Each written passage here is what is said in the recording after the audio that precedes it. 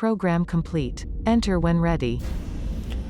What's up, my know-it-alls? Well, it's that time again. That's right, it's Thursday, which means Picard Season 2, and I'm telling you right now, so the episode is good, but at the same time, it has trouble finding its speed. So, you know what? Let's just get into it. Here we go.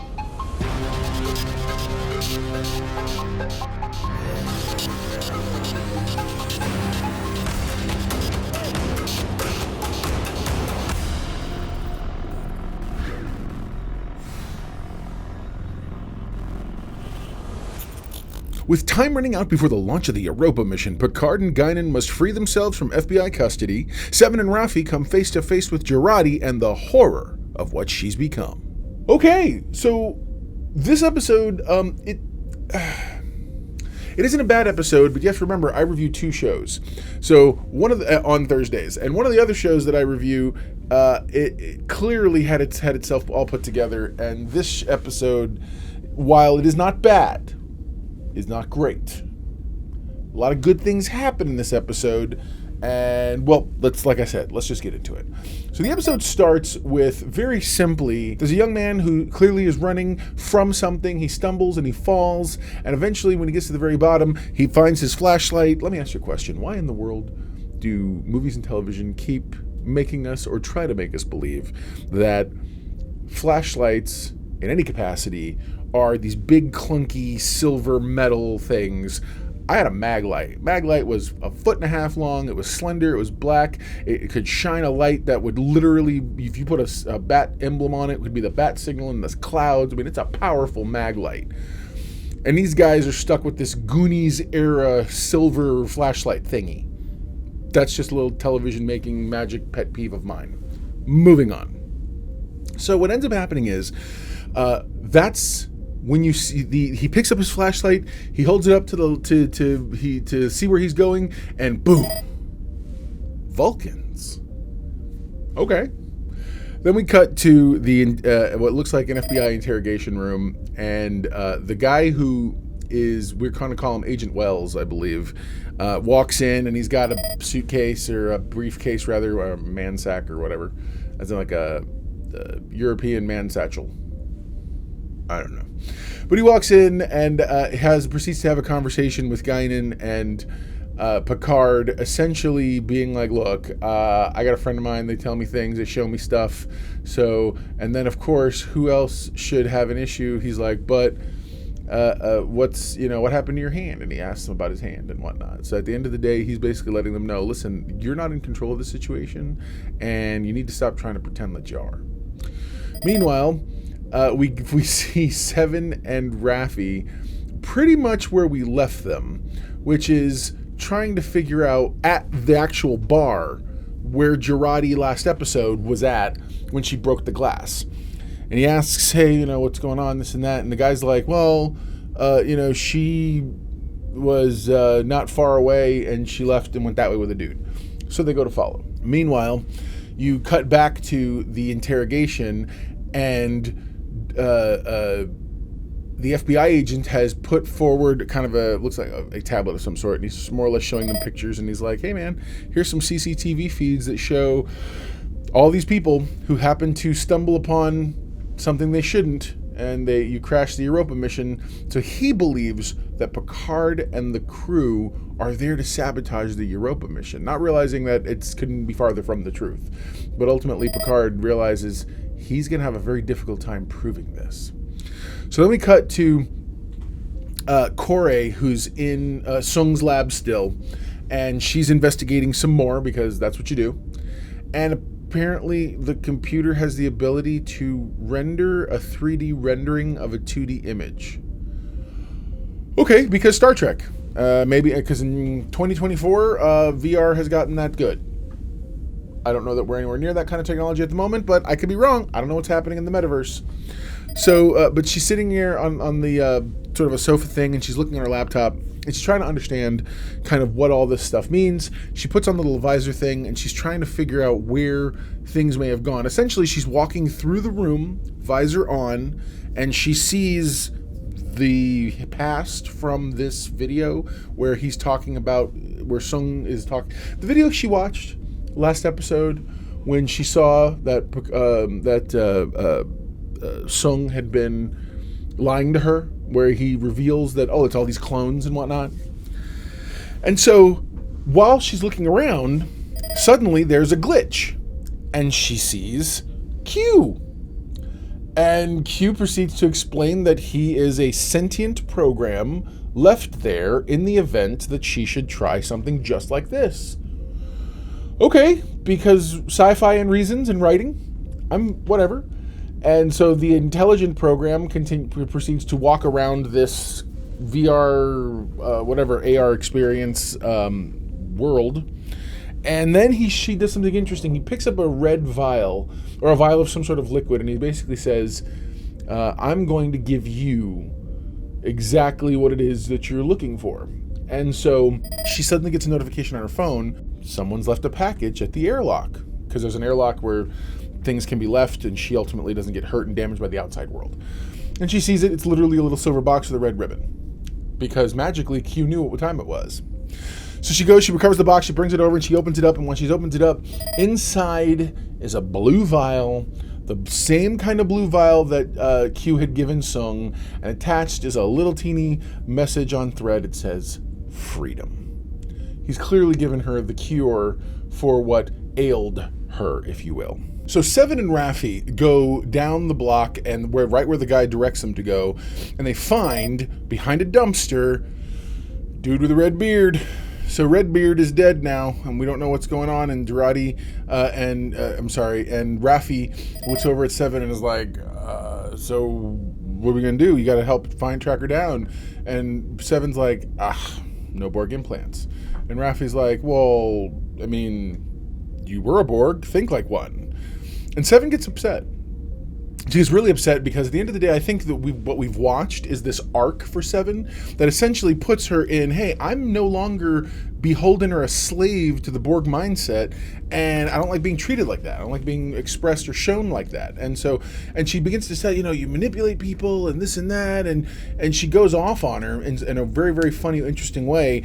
And just as she's going off on her, Seven finds Redbeard's cell phone. She finds the cell phone and she kind of asks, Raffi tries to help her kind of figure out how to fix it, and essentially she says, what's in a cell phone? And she's like, oh, it's made of lithium. But what's lithium? And she begins to explain lithium ion, and blah blah blah blah blah. And she's like, it's a metal that allows you to make something match. And so she's like, it's one of the things we have as Borg. They have to inject us with heavy metals in order for the nanite process to take place. So she's basically saying Jurati's getting ready, reared up and ready to go in terms of prepared to start causing trouble.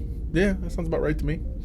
So they begin to kind of hear a noise, and the sound that they hear is actually, the camera pans up, and you see Jurati, who's apparently been sucking down battery acid from about a half dozen cars all the way down the line from where she's standing.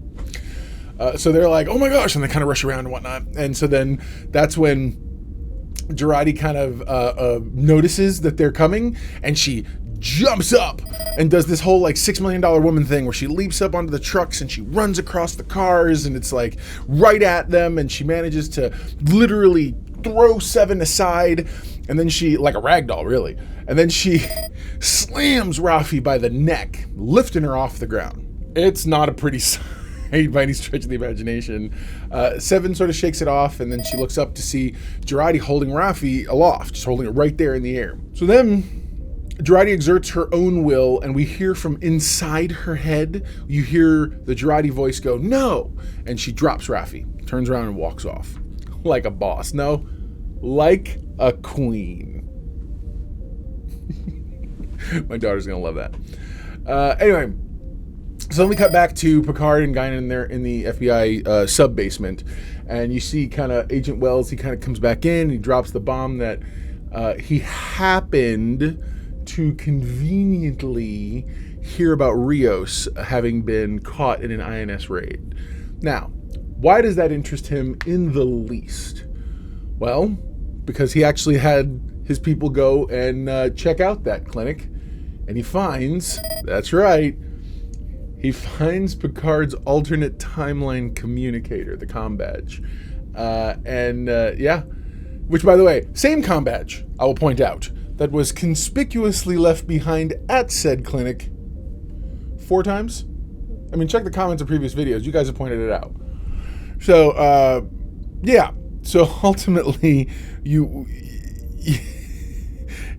really getting cornered quick. I mean, Wells is trying to have a conversation with them, he's cornering them very fast into they have no other story to tell other than the truth. So then we cut over to Rios, who meanwhile is playing house with Teresa and her son aboard the ship. She's apparently worried her kid's gonna, launch a missile or something, or torpedo or something equally ridiculous, which Rios assures her there's absolutely no way that he could do that. They kind of have a moment. She starts this really weird line of questioning. It's kind of a reverse interrogation, because she's essentially telling him a story. And you kind of get the idea that at the end of this story, there will be a question. And then finally it does show up. She asks him to tell her a fundamental truth that in any other situation would have taken her probably 10 years to finally learn. Under the most absurd circumstances, by the way. And then they kiss, because that's what you do. Surprise! Is anybody else surprised? So my issue is not the fact that they've done this. My issue is not the fact that clearly Rios is concerned very, very little about the temporal timeline or the temporal prime directive. And who knows how many butterflies are going to happen because of this. Now, they may end up trying to tie a really neat bow around it and say, oh, well, eventually she's going to be the great-great-grandmother, blah, blah, blah, blah, blah, and he's his own, I don't know, whatever, one of the self-fulfilling prophecies type things. I tend to want to lean toward that's not going to be the case, but this whole thing felt really contrived, because she goes to deal with her kid and comes back, and again, that's when they kiss, and I don't know, I'm not buying it. By the way, everyone's acting fine. The actor who plays Rios, he's doing great work. Everyone's doing good work. I'm just not buying it. It doesn't. I don't have enough.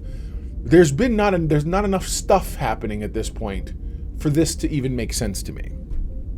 So then we go to.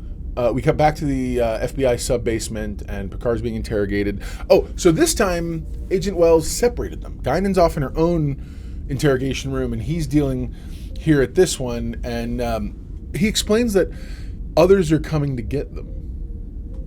You know, he says, hey man, I filed the reports, it's any minute now they're going to show up, and you're going to be stuck to them, you're a pig in a jar. He basically says, and that's kind of intimidating, super intimidating, to be like, oh crud, the authorities are coming, or whatever else. So yeah, it's fairly humbling to think about the situation that they're going to find themselves in. So Guinan Guinan in her interrogation room is now paid a visit by none other than FBI jacket-wearing Q, who's really surprised to see her. Turns out that she did summon him. The problem is, he ain't got those kind of powers no more. So he was summoned, he just took him a little while to get to her because he had to go the old-fashioned way. So he gets indignant, as all Qs do, but then she makes the wide-eyed evaluation. She says, you're dying. So then he proceeds to explain that he's not in fact dying, at least not how we understand that or perceive it. He is reaching the end of what he thought was the infinite, and he figured he had finally found the end of that very long and somewhat, he says, long and meaningless existence, only to realize that he's not going out in some kind of blaze of glory like a star. A star shines the brightest before it goes out, and he realizes he's just fading away. And so Guinan asks if this thing with Picard is about finding meaning or absolution, and she tells him, she's like, Picard's stuck here. He's stuck in your trap. And Q's real angry about it. He tells her, he tells her the trap is irrelevant. What matters is the escape. So, I'm going to make an educated guess. In Wheel of Fortune, it's going to say, can I go ahead and solve the puzzle? I'm going to solve the puzzle. I believe this entire scenario is a very petty one, as they all are when it comes to Q. Not to him, because when you're omniscient and you're omnipresent and you're godlike, little g, I do believe very much that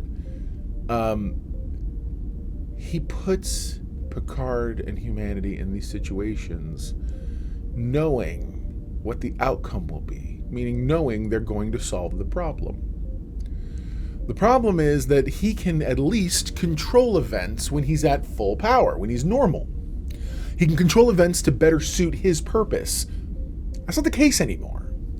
So I feel like when he tells her the trap is irrelevant, it's because he's like, this is stupid, okay? Me taking Riker and putting him on the field of a plane of a fictitious planet to fight pigmen soldiers and whatnot and giving him power, or later on taking Vash across the universe and ultimately helping her, or the newborn Q, the little Q-ling that was born in that one episode. I feel like those things don't matter. The end result. Picard being able to give Q the big win answer and all these things, and humanity being forced to move in a direction that they maybe weren't intended to go in as a result of what he did. That's what matters. Their evolution. It's really this extinction level event type thinking, which is that mankind evolves only when hurt, damaged, there's an issue.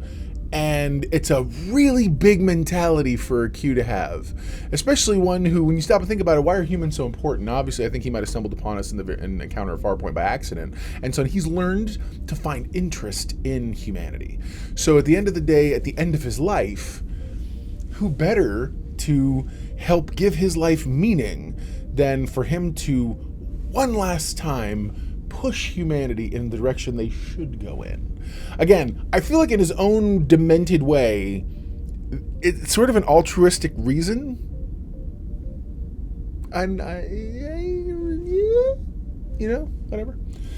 Anyway, so back at Soong's, Corey confronts him. Yeah, she asks about the others and ultimately ends on, explain your experiment.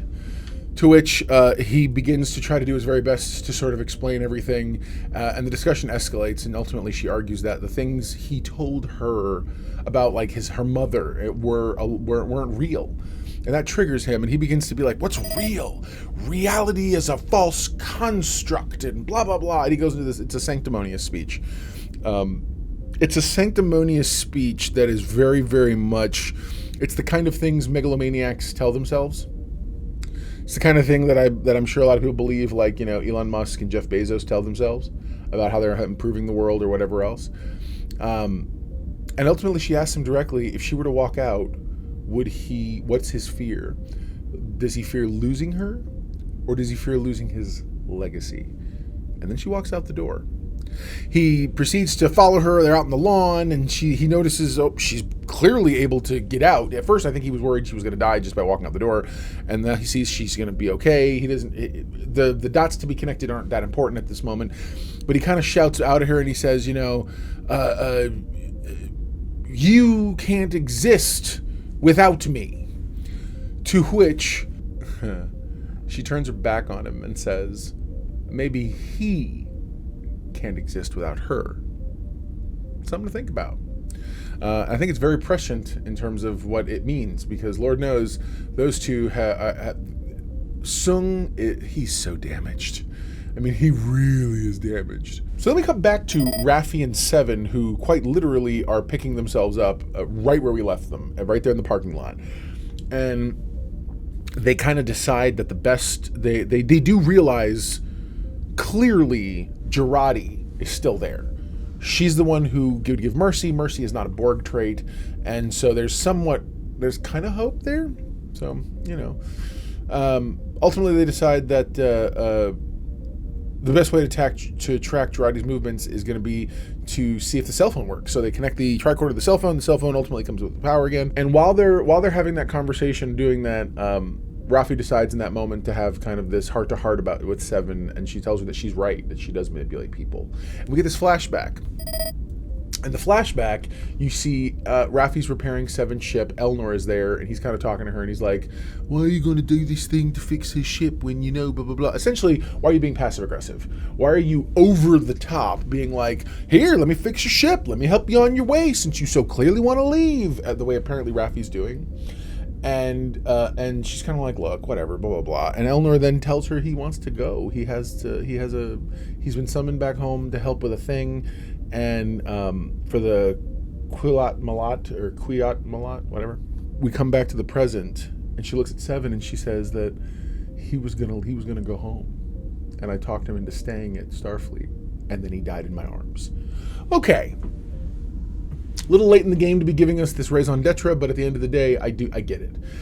You know, the character needs growth. She's got to grow. I totally get it, and I like the fact they've given us more than just she's an obsessive mom who's trying to make up for the failures of her past or where she failed with her son, her biological son, which, by the way, wouldn't be a bad reason for existing already. But the fact that that's not the case and we get something a little deeper, okay, I'm here for that. I'm down for that. So the phone finally comes back on, and they look at her search history, and this time all I know is this. If y'all ever find my cell phone, okay, delete my cell phone history. Just say. Okay, I'm sorry, I couldn't resist.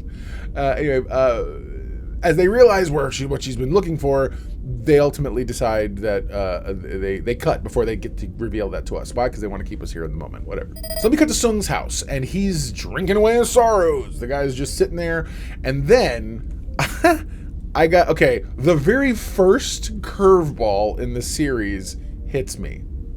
He hears someone come in. Jurati shows up. Okay, red dress and all, torn sleeves, the whole bit, because apparently clothes don't matter. So she shows up. We cut back briefly to Picard. He's being interrogated. The lights flicker during this little interrogation. And what you end up with is a semi-transparent Guinan, who apparently from the other room, and she's got a bloody nose and the whole bit, she's concentrating really hard. She gives the message, she repeats the thing Q, so right before she finishes her conversation with Q earlier. She's like, Picard's stuck in the past, and Q says what he says about, the struggle and the trap and the whole bit, and he ultimately walks out, and before he walks out, he says, all humans are stuck in the past. And so she tells Picard that same thing, stuck in the past. Now, my first inclination is maybe, and I think they purposely did this. So everyone got on me last week about the fact that he's like, this is the guy who played Duquesne in Voyager, who was a temporal Starfleet, temporal person, whatever. And he was a temporal ship and the whole bit. And ultimately, that he was a guy named Duquesne from Voyager, who was a guy from the far-flung future, worked for whatever. I don't think that's the case. And especially not with the part of the story they tell us now. So what happens is ultimately, because again, the inference that I got was, we're going to find out right now, this and that. But you don't. We go to the past, and you see the same kid from the very beginning. So we've come full circle now in our storytelling, and that's fine, whatever. And the Vulcans are there, and he sees them doing some kind of experiment. They chase after him. He falls. We get to the part with the flashlight, and then we finally go past that flashlight moment, and you see the Vulcan proceed to put his fingers on the kid's face. At this part, Agent Wells is all like, he tried to drill into my head and this and that, and apparently this poor kid has been terrified of aliens this entire time, and that's why he eventually grows up to become a Special Agent Wells of the FBI. So Picard says to him in the present, he says, what did they tell me about the hand gesture? And he's like, he puts his hand on Picard's head and he's like, they tried to push their fingers into my mind. And he says, are you sure it wasn't like this? And he proceeds to put his fingers on Agent Wells' face. Agent Wells looks at him and is like, oh my god, and then Picard explains everything. He tells him, look, they were Vulcans. They were most likely trying to wipe your mind so that you wouldn't be stuck with this and the burden of this information, and he basically explains. He sits around, he says, okay, now it's my turn. And he tells him, I'm from the future, the 25th century, and I'm here to save humanity, if not the whole galaxy. And I think I need your help. Okay, bro, I'm with you. All right. So then the FBI guy, he's like, his eyes are all big, and he's like, oh my gosh. It's the one thing he's wanted more than anything else. Whatever. Meanwhile, back on the ship, Rios contacts Raffi and tells her that there's a big problem and asks if they found Picard yet. They clearly hadn't. But back at the interrogation, so then we go back. So it's just a kind of a quick bridge between scenes, really. And so back at the interrogation room, Guinan and Picard they're back together. They've been put back together, and she's trying to explain her encounter with Q. Picard seems really fixated on the idea that Q said the escape was more important than the trap. Again, the entire thing that I was laying out before. At last, the FBI agent guy comes back. He's got a box. Apparently, he's been fired. He's the crazy alien guy who messed up another lead or whatever. And Guinan gives him this really nice, assuring thing, and she's like, "Look, I want you to know that nothing happens by accident, this and that." And he's like, "So you mean that happened to me so that I could one day be here?" And she's like, "Yeah, man, sure." And at the end of the day, she's very much like, she looks at Picard and she says, "I really can't wait to meet you someday." I was like, right on, man. They did good. They did really good. So let me cut back to Queen Jurati, who tantalizes Soong with the idea of being the savior of the world. She explains, if Renee Picard goes on this mission, she's going to make a discovery that's going to make everything you've got coming, everything you've worked on, irrelevant. You don't want to be irrelevant. So she begins to essentially tantalize him with the idea of the bad timeline. And she's like, if you help me, we'll do this thing, and you'll be this guy, this savior, the godfather of the world. Look, man, only thing Jurati wants is to be the new Borg Queen and to set up her new discount Borg empire. Or as Seven says in this very episode, she wants to get a 400-year jump start on assimilating Earth. So I was like, and you know what? It's so. I realized at first, I thought that the Borg and Q being in the same thing was a little much, and I realized, no, those two things are indelibly linked. The Borg and Q, we would never have met the Borg if not for Q. So at the end of the day, that's his fault, and it makes total and utter sense to me. This is when everything... Okay, so remember I said in the very beginning, the episode is mostly good, and then you get into... It just feels weird. Right after this scene, everything kicks into high gear. Just everything happens so quickly. Apparently, he's got the ear of the generals, and there's this whole thing happening, and suddenly there's 1,000 things all happening at once. Raffi and Seven, they meet up with Picard in 10 Forward. Guinan says her goodbyes. Apparently, Soong has some pull with a general, and a simulation-ready Jurati has the opportunity, and she begins assimilating Special Forces soldiers. Did you catch all that? Because my head hurts from the whiplash. It's just a whole lot of things. So there you go. Now you know. If knowing is half the battle, you're halfway to being a know-it-all yourself. Know-it-all index for this week? Again, the episode was rocky as can be. A little bit all over the road. I'm going to go ahead and give it a 7. I think 7 out of 10 is a respectful and a respectable score. So 7 out of 10 for this episode. Mercy. And yeah, man, let me know. Comment below. Let me know what you think. I'd love to get your thoughts on it. So click the subscribe button. Click the little bell icon to be notified when new content drops. I'm going to start next week a brand new thing, Trek Tuesdays, where I'm going to just talk about Star Trek. If you got questions, things you want me to address, things you'd like to hear about or know about when it comes to me and the Star Trek universe, let me know. So every Tuesday, you're going to be getting a different episode that is not related to a specific series per se, meaning... I say that knowing that I've already recorded a couple episodes. On the Trek Talk Tuesdays, I'm going to be addressing Strange New Worlds. I'm going to be giving you my belated series review for Discoveries, seasons 1 through 4. I'm also going to give you my belated review for Picard season 1, as well as just talk a little bit more about Star Trek in general, some concepts, some things, some ideas that I've had and whatnot. Gonna talk about Lower Decks, talk about Prodigy, gonna really get into some of these other things, especially because there's a short period of time where we're gonna have very little Trek while they're building up new stuff, and I really want to get excited about it and keep this ball rolling. And of course, we're going to go into Strange New Worlds as soon as that releases next month. So yeah, man, let me know, man. I'd love to talk to you guys soon. Never forget, everyone loves a know-it-all. See you next week.